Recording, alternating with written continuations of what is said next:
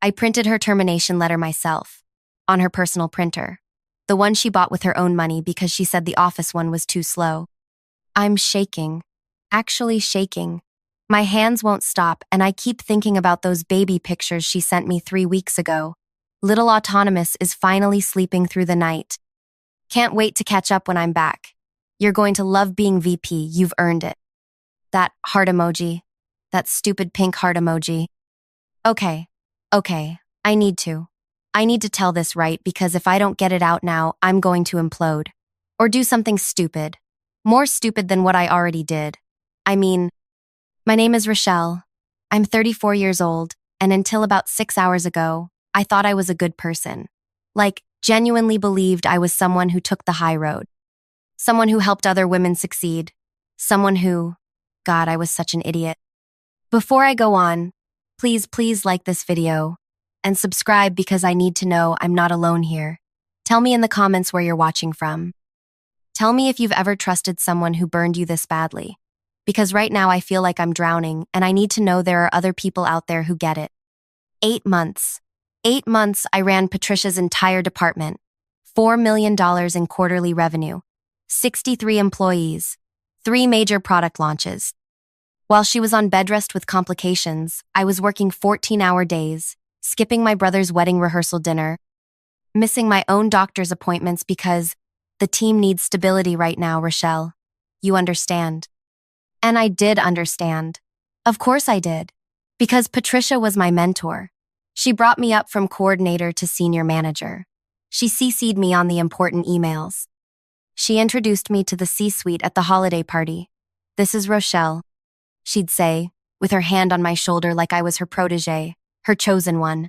She's going to run this place someday. The thing is, and this is so stupid, but I loved her. Not in a weird way, but like, she was everything I wanted to be. Pakistani American like me came up through finance, had this way of making you feel like you were the only person in the room who mattered. She wore these gorgeous hijabs that matched her power suits perfectly. She had this laugh that made everyone else laugh too. When she told me she was pregnant, we were in the parking garage after a brutal quarterly review. She was crying. Actually crying. Because the medication she needed for the pregnancy was making her so sick she could barely stand up in meetings, and she was terrified they'd use it against her. They already think women can't hack it at this level, she said, mascara running down her face. If I show weakness now. So I said I'd help, obviously. What else was I going to say? This was Patricia. This was my mentor, my friend, my... God, I hate that I'm crying right now. I'm so angry at myself for crying. But I need you to understand, it wasn't supposed to be like this. It started small. Can you just run the Monday morning meeting for me? I have prenatal appointments. Then it was, would you mind taking point on the Haversham account, just until the morning sickness passes? By month 3, I was essentially doing 2 jobs, mine and hers.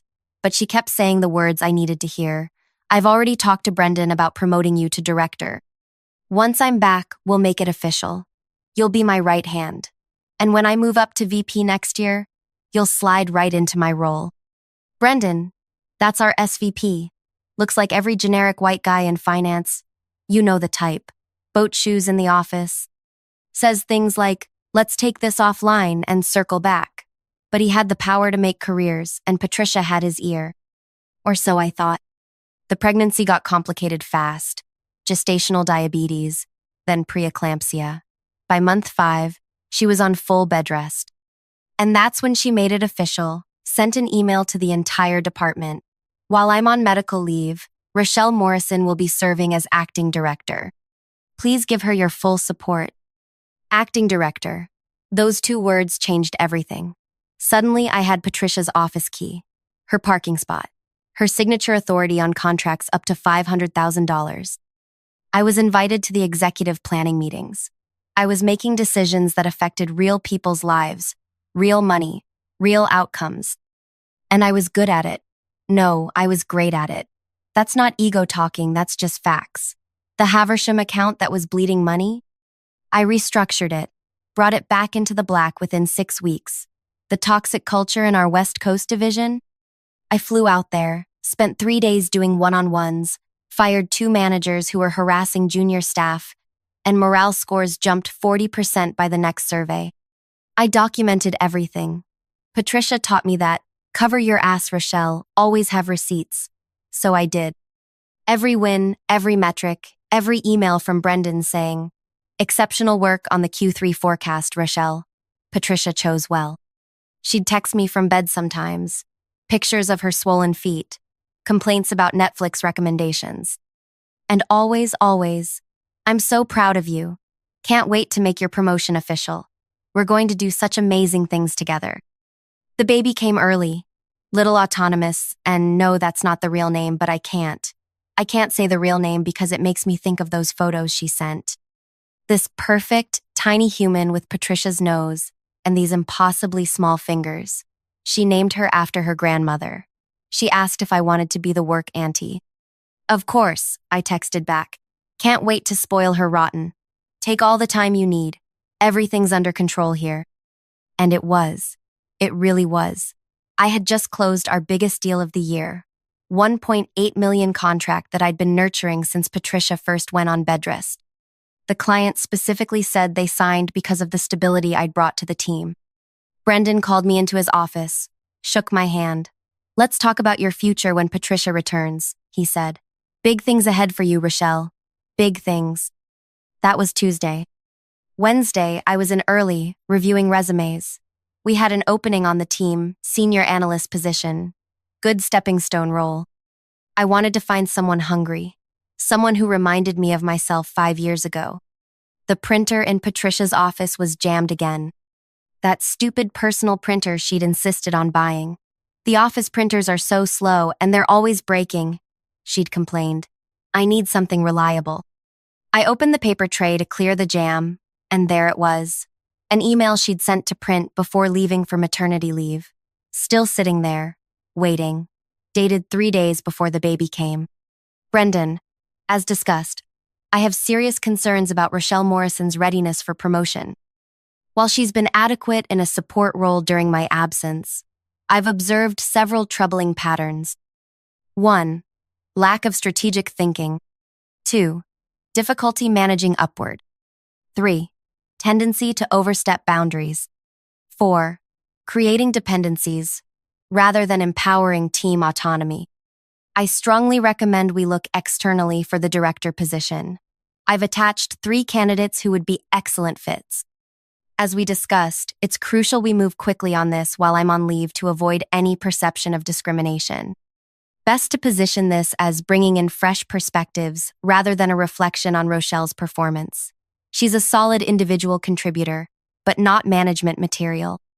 Let's sync on Monday to finalize. Patricia. I read it 3 times before my brain actually processed the words. Then, I sank into her chair. Her ergonomic, specially ordered chair that she'd let me use because my back was killing me from all the late nights.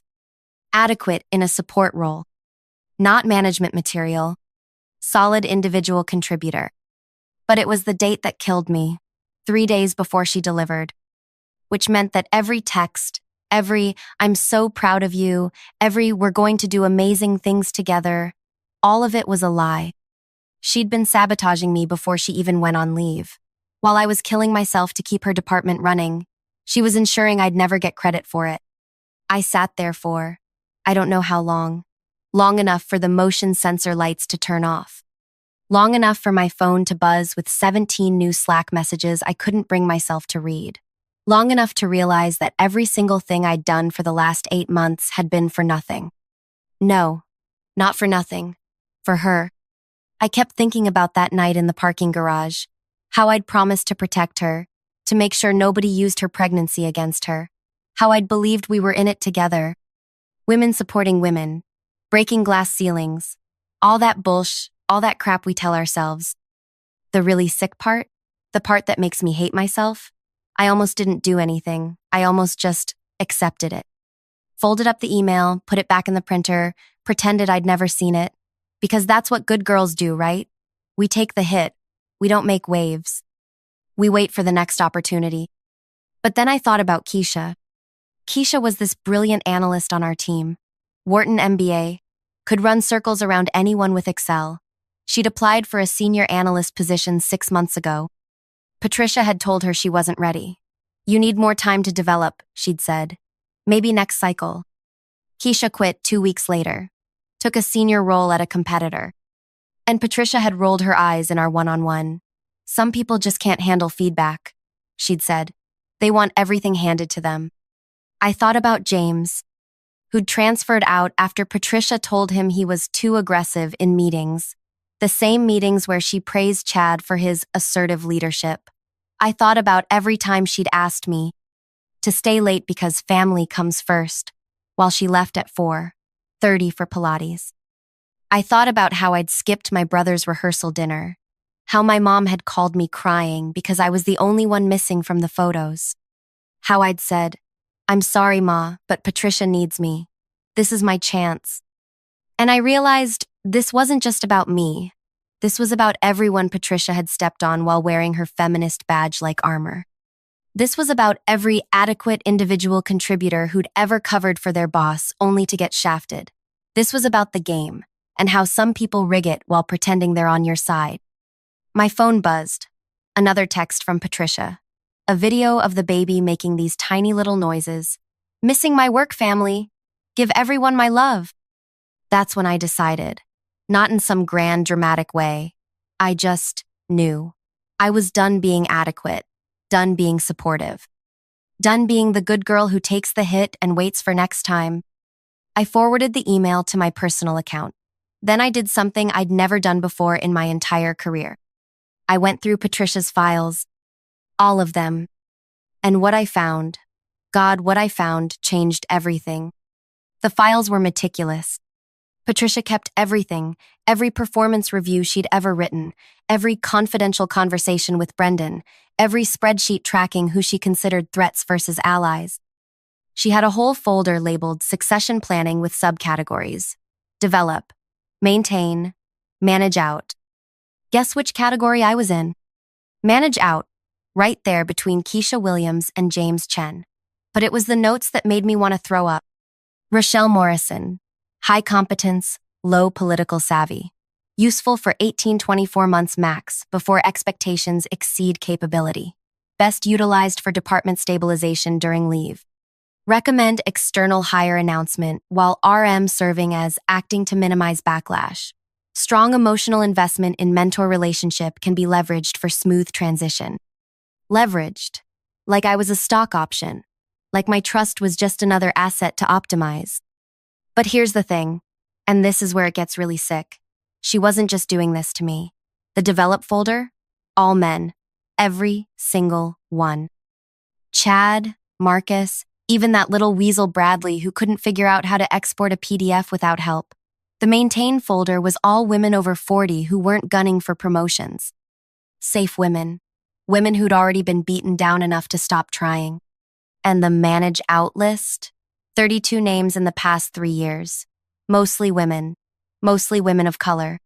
All not quite ready, or lacking strategic thinking, or great individual contributors but not leadership material. She had templates, actual templates for sabotage emails. Name shows promise but needs more development in competency. Recommend exploring external candidates to bring fresh perspective to the role. I found my own file. 2 years of documentation. Every mistake I'd ever made, screenshot and cataloged. That time I'd cried in the bathroom after a brutal client call. Emotional regulation issues. The project where I'd pushed back on an impossible deadline.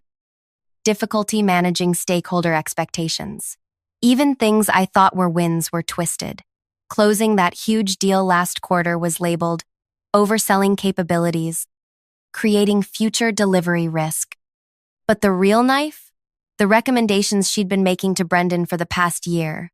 Not just blocking my promotion, actively advocating against me. Suggesting I be moved to a less visible role. Recommending my responsibilities be gradually transitioned to prepare for my inevitable departure. She'd been planning this since the day she made me her protege. I sat there in her office until almost midnight, taking photos of everything. My hands had stopped shaking. I felt this weird calm, like when you've been sick for days and the fever finally breaks. Clear. Focused. Done. The next morning, I did something I'd never done in 8 months of covering for Patricia. I called in sick. Food poisoning. I told Brendan's assistant. Probably be out for a couple days. Can someone else run the staff meeting? Then I drove to my parents' house, sat at their kitchen table with my laptop, and started writing. Not some crazy manifesto, just a simple business case. Revenue I'd generated, clients I'd retained, process improvements I'd implemented. 8 months of running a $4 million department with zero prior experience and exceeding every metric. My dad made me chai. Didn't ask why I was there on a Thursday morning. Just set the cup down and squeezed my shoulder. Whatever it is, he said in Urdu. Remember who you are. I knew who I was. I was the daughter of immigrants who'd sacrificed everything for me to have opportunities they couldn't dream of. I was the sister who'd missed family gatherings for a job that saw me as a diversity checkbox. I was the woman who'd believed mentorship meant something. And I was done being managed out. I went back to the office that night, late, after everyone had gone home, used my keys, Patricia's keys, one last time. I had a plan, but I needed one more thing: access to the HR systems. See, Patricia had made one mistake in all her careful planning. She'd given me her login credentials months ago when she needed me to approve timesheets from bed rest. Just don't tell anyone. She'd laughed. It would have a field day with this security violation. I logged in, pulled up the open position Brendan had mentioned, the director role I'd been acting in for 8 months. The role Patricia promised was mine. The job posting was already live. Had been for 2 weeks.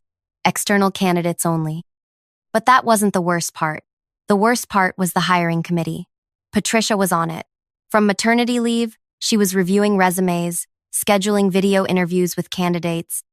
While sending me baby pictures and heart emojis, she was actively interviewing my replacements. You want to know the really twisted thing? One of the candidates was someone I'd worked with at my last company, Lisa Patel. We'd started on the same day, same role. She'd played the politics, made the right friends, took credit for my ideas. I'd focused on the work, believing merit would win out. She was their top choice. I almost laughed. Of course she was.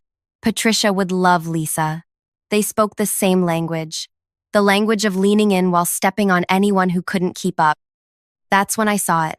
An email Patricia had sent to the committee that afternoon, from her phone, probably while breastfeeding. Subject line: Transition Planning, Confidential. Team: Given Rochelle's strong emotional investment in the acting role, recommend we accelerate timeline. Lisa can begin as early as November 15. I will return on November 20 to provide transition support. The key message is, Rochelle has been a valued contributor during a difficult time, but we need strategic leadership for the next phase. I'll handle the conversation personally to minimize risk. Handle the conversation. Like I was a PR problem. Like I was a bomb that needed defusing. November 15th was 5 days away. She was planning to come back from maternity leave just to fire me. Not even fire me. Demote me. Publicly. In front of the team I'd been leading for 8 months. The team that had started coming to me instead of Brendan because I actually listened. Because I actually cared. I sat there in her stupid ergonomic chair staring at that email, and I felt something shift inside me. Not rage anymore. Not hurt. Something colder. Clearer. Patricia had taught me well. Document everything. Cover your ass. Play the long game. So that's what I did. First, I printed everything. Not on her printer, I wasn't that stupid. On the main office printer, after hours, where the security cameras would show me working late like always. Dedicated Rochelle, burning the midnight oil. Then I did something Patricia would never expect from her adequate protege. I scheduled a meeting. Not with Brendan, not with HR, with the CEO. Diane Chen. She'd built this company from nothing, survived the dot-com crash, taken it public. She showed up to ribbon cuttings and holiday parties, but mostly stayed in the C-suite, letting SVPs like Brendan run the divisions. I'd met her exactly twice. Once at orientation, once when Patricia had introduced me as one to watch. Her assistant was surprised when I called. Miss Chen's calendar is booked through January. Tell her it's about succession planning in Patricia's department, I said, and that I have documentation she needs to see. I got 15 minutes. Friday at 7 a.m. The night before, I couldn't sleep. Kept running through what I'd say, how I'd say it. This wasn't about emotion anymore. This was about business. About a manager who'd built an entire system for undermining talent while burnishing her own reputation. About the legal liability of documented discrimination. About the $4 million in revenue that might walk if the person actually running the department got publicly humiliated. I wore my best suit, the one I'd bought with my first bonus. The one Patricia had said made me look almost executive material. Almost. Diane's office was on the top floor, all glass and leather and intimidation. She was already at her desk when I arrived, reading something on her phone. Didn't look up when I walked in. "You have 11 minutes, she said. "Start with why I should care." So I did. No emotion, no story about friendship or betrayal or crying in parking garages. Just facts.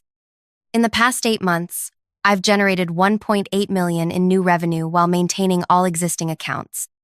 I've reduced turnover by 30% and improved client satisfaction scores across all metrics. I have documentation for every claim. She looked up then. And the person I've been covering for has been actively working to prevent my promotion while on maternity leave. I have documentation for that too. I slid the folder across her desk. Patricia's emails, the succession planning lists, the 3-year pattern of managing out high performers, the template emails, the HR system showing Patricia conducting interviews while supposedly recovering from childbirth.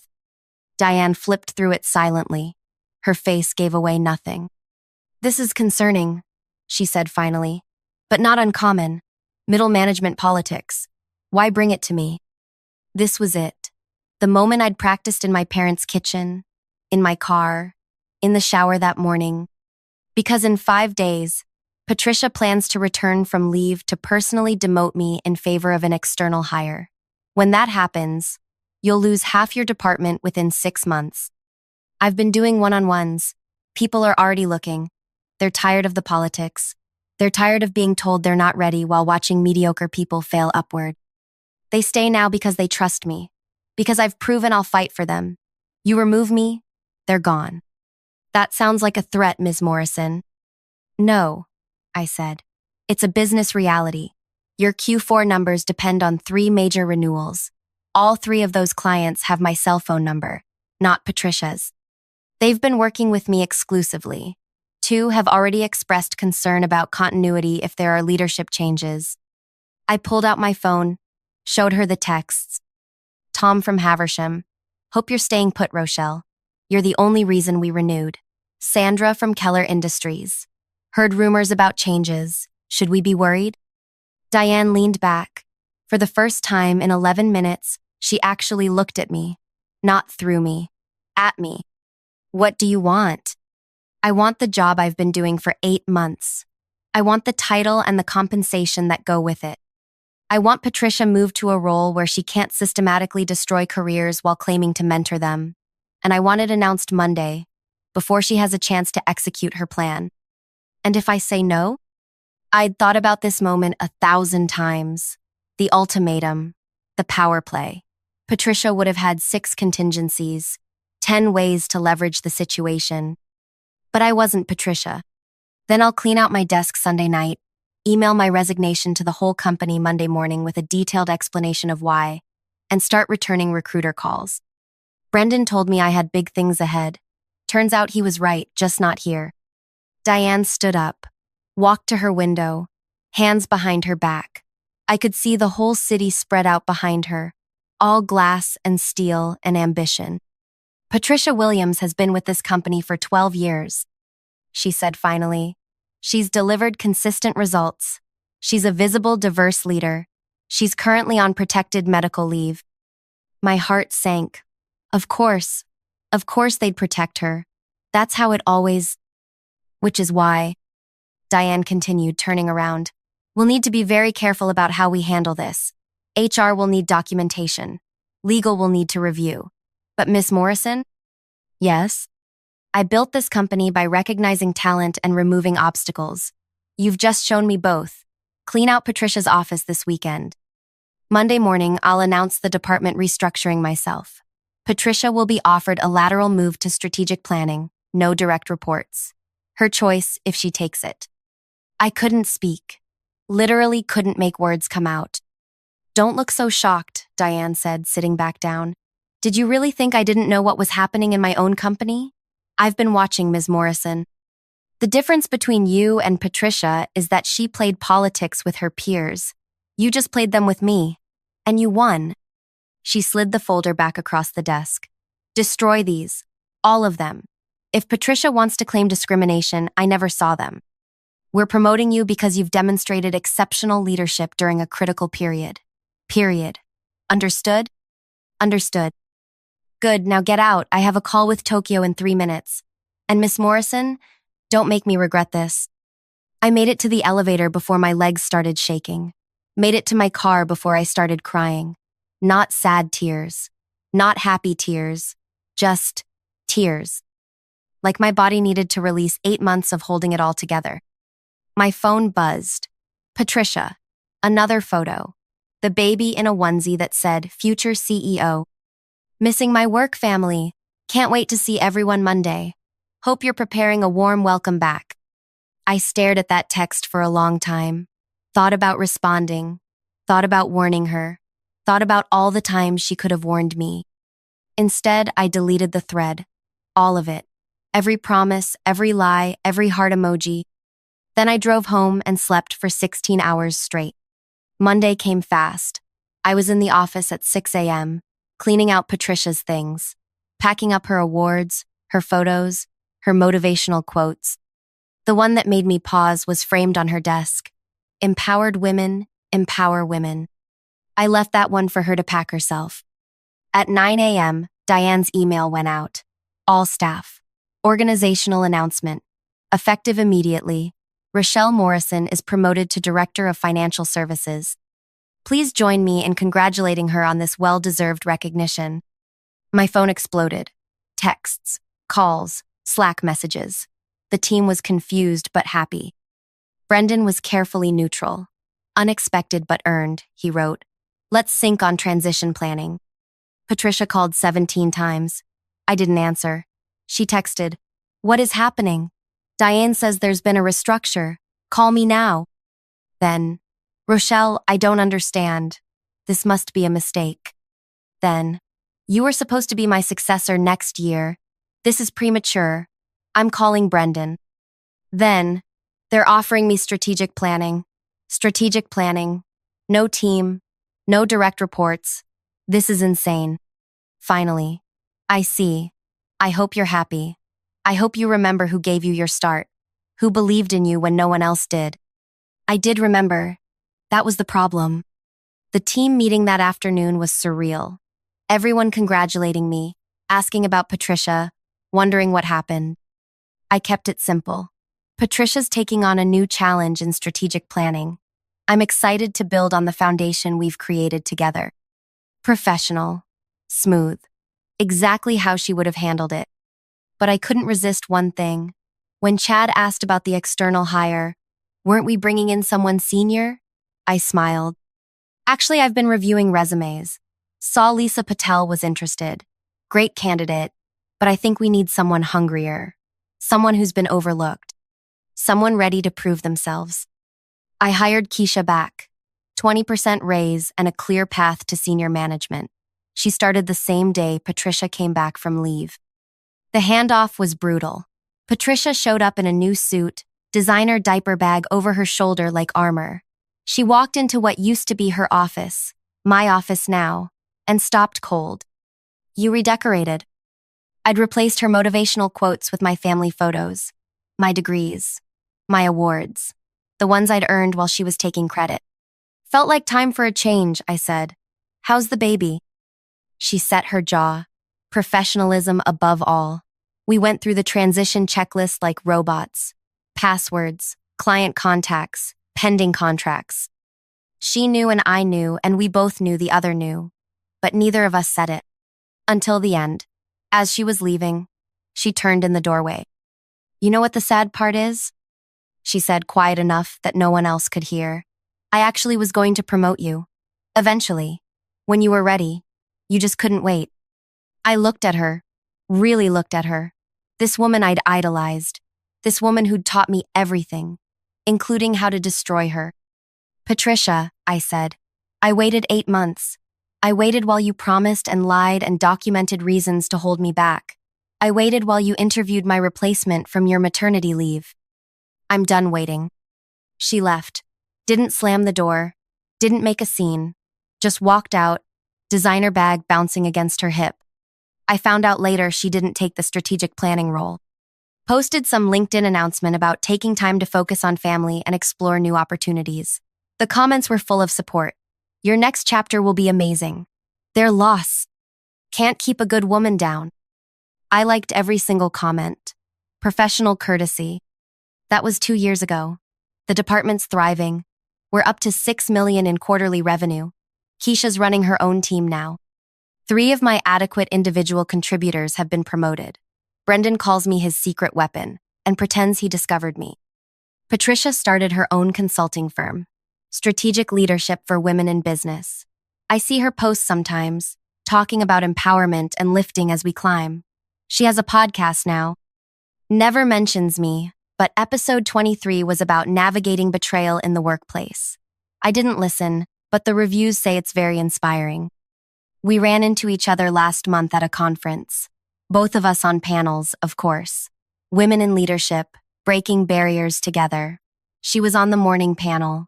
I was keynoting lunch. She found me at the coffee station, baby on her hip. Little autonomous, sorry, her actual daughter, is beautiful. Looks just like her mom. Rochelle, just my name. Neutral. Professional. Patricia, she's gorgeous. Thanks. Congratulations on the promotion, by the way. VP suits you. Yeah, I made VP last quarter. Diane fast-tracked me. Turns out, when you deliver 4 consecutive quarters of growth, people notice. Even adequate individual contributors. Thanks, I said. Your firm seems to be doing well. It is. Working for yourself has advantages. Making your own rules. Choosing your own clients. She paused. Being clear about who you can trust. There it was. The dig. The blade. Subtle as always. I could have taken the bait. Could have reminded her about trust, about mentorship, about heart emojis from hospital beds. Instead, I did something she'd never expect. I smiled. A real smile. It does. Hey, I should mention, I've been recommending your firm to companies looking for leadership development. You do good work, Patricia, despite everything. She blinked, shifted the baby to her other hip. Despite everything? We both got what we wanted, didn't we? You're building something of your own. I'm running the department you built. Maybe it had to happen this way.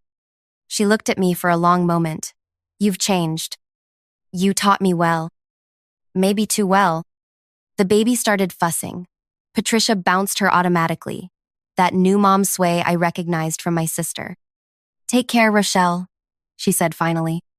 You too. She walked away, designer shoes clicking on the convention center floor. I watched her go and felt nothing. No anger, no satisfaction, no victory. Just tired. Because here's the thing I learned. The thing nobody tells you about revenge. It doesn't fix anything. It doesn't make the betrayal hurt less. It doesn't give you back the innocence you lost. It just makes you more like them. I'm good at the game now. I play it every day. I document everything. I build alliances. I identify threats. I manage out the people who could challenge me. But sometimes, late at night in my corner office, I miss the person I was before. The one who believed in mentorship. Who stayed late because she cared, not because she was building a paper trail. Who trusted someone when they said, I've got your back. My phone buzzes. Text from my new direct report, ambitious kid fresh from Wharton. Thanks for the opportunity, Rochelle. Can't wait to learn from you. You're such an inspiration. I stare at it, at the earnestness, the exclamation points, the trust. Happy to have you on the team, I type back. Big things ahead. And I mean it. Mostly. But I also save the text. Document everything. Like Patricia taught me. Like Patricia taught me. Okay. That's my story. If you made it this far, thank you for listening. I know it's not pretty. I know I don't come out looking like a hero. But maybe that's the point. Maybe there are no heroes in stories like this. Just people doing what they have to do to survive. Let me know in the comments if you've been there. If you've had to become someone you didn't want to be just to get what you deserved. And hey, subscribe if you want. I've got more stories. Probably too many stories. But for now, I need to go. I have a team meeting in 10 minutes, and I need to decide whether to promote Ashley or bring in someone external. I already know what Patricia would do. I'm still figuring out what I'll do. Thanks for listening. Really. It helps to say it out loud. To admit that winning sometimes feels exactly like losing. Take care of yourselves out there and document everything. Trust me on that one.